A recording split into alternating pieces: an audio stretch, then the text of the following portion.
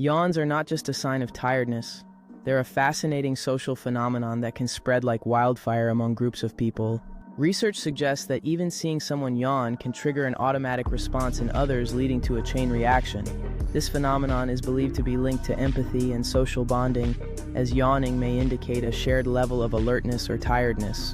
Interestingly, even reading about yawns or thinking about them can lead to the urge to yawn, as you're likely experiencing right now. Moreover, yawning isn't limited to humans. Many animals also exhibit contagious yawning, suggesting a deeper evolutionary connection.